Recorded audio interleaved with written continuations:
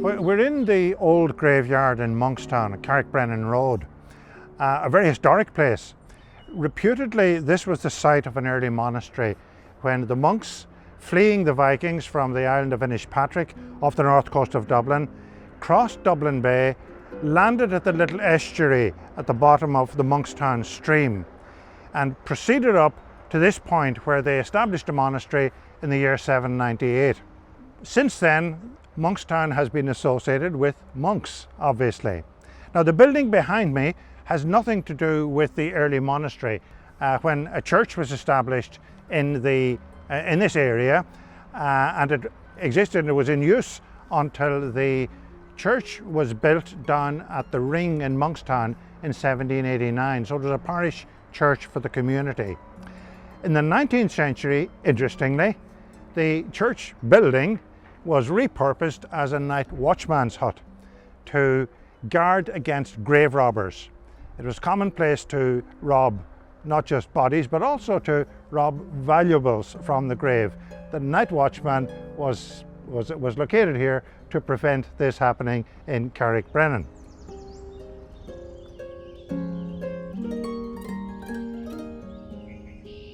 Charles Halliday lived here where Monkstown CBC College, Christian Brothers College Monkstown, now stands.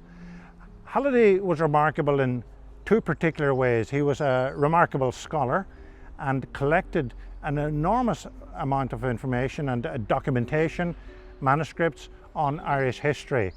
When he died in 1866, his library was donated to the Royal Irish Academy. So large was it that it was only finally catalogued in 2011. Halliday was also a humanitarian and a very determined advocate for the poor of the area. He campaigned to improve housing, sanitation, water supply to the poor people of Dún Laoghaire. It should be, well, it's often overlooked that while many of the residents here were prosperous, behind the houses in Dún Laoghaire were frequently found areas where 8 or 10 families might have lived in a single yard. Halliday was a very determined campaigner on behalf of the poor and published articles at the time as well.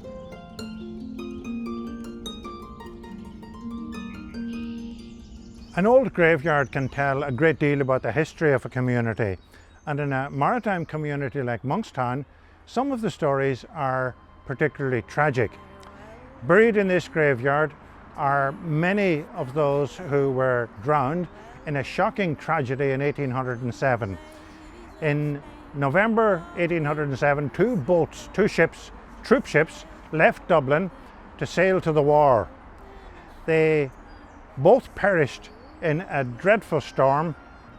One ship was wrecked on the point at Sea Point and another at Blackrock, with a total loss of 400 lives. The Prince of Wales and the Rochdale are engraved in the memory of people of this area.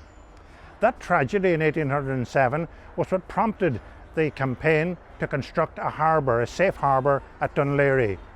Dublin Bay at the time was notorious for the danger of its sandbanks, and hundreds of ships were lost over the centuries. This harbour at Dún Laoghaire, or as it became known, Kingstown, was a safe harbour where ships could shelter out when a storm occurred before entering Dublin at high tide when this storm had abated. Here beside me is a memorial to another tragedy that occurred in Dún Laoghaire. In 1861, two ships were being wrecked off the east wall, the east pier in Dún Laoghaire. Captain John McNeill Boyd of the Ajax, with 6 of his men, went to help rescue the trapped sailors as the boats were being wrecked on the shore. They tried to form a human chain to bring the men ashore, but a sudden massive wave swept them away. 7 of the men who were attempting the rescue were themselves drowned. And this memorial commemorates them. The broken mast, very evocative, and on the east pier, about 2/3 way down, you'll notice another monument called the Boyd Memorial, appropriately, which also commemorates the event at the point where the tragedy occurred.